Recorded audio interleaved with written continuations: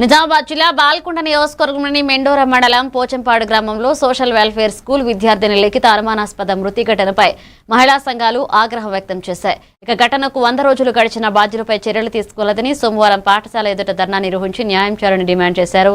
FIR నమోదులో జాప్యం జరిగిందని స్థానిక పోలీసులు కేసు నీరుగారుస్తున్నారని ఆరోపించారు.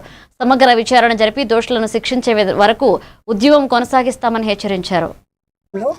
ఈ రోజున ఇక్కడ పోచంపాటు సోషల్ వెల్ఫేర్ స్కూల్ ముందు ధర్నా చేయడం జరిగింది.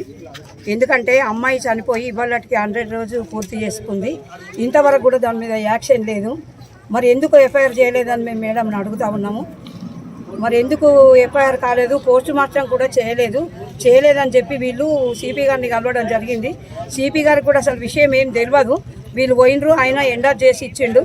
సిపి గారి దగ్గరికి వెళ్ళి ఎండార్ తీసుకొని వచ్చిన తర్వాత వీళ్ళని తీసుకొని పోయి ఆదిలాబాద్కు తీసుకొని పోయి అక్కడ పోస్ట్ మాస్టర్కు ఒకవేళ కాల పెడితే పరిస్థితి వేరుంటుండే, బొంద పెట్టిండ్రు కాబట్టి అది దబ్బిపిచ్చి ఆయన పోస్ట్ మాస్టర్ చేసిండ్రు. ఇంతవరకు కూడా ఇప్పుడు చేసి కూడా 15 రోజులు 20 రోజులు అవుతుంది. ఇంతవరకు కూడా దాని మీద యాక్షన్ లేదు. అది ఎందుకు అని మేము అడుగుతూ ఉన్నాము. వీళ్ళను స్కూల్ ప్రిన్సిపాల్ను ఎందుకు ఆమె సేవ్ చేస్తుంది మాకు అర్థం కావాలా.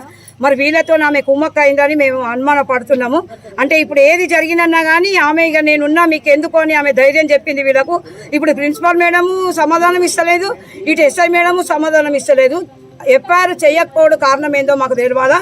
ఇప్పుడు అమ్మాయికి లిఖితకు న్యాయం జరిగేంత వరకు మేము ఈ సంఘాలు పోరాడుతూ ఉంటాయి, ఇక్కడనే ఉంటాము. ఇప్పుడు మేము మెండోరా కూడా పోతాము, అక్కడ కూడా ధర్నా చేస్తాము. ఎస్ఐ మేడము దీనికి సరి అయిన న్యాయం చేస్తుందా, మరి ఆమె వెళ్ళిపోయిన తర్వాత వేరే ఎస్ఐ వచ్చి ఆయన న్యాయం చేస్తాడా?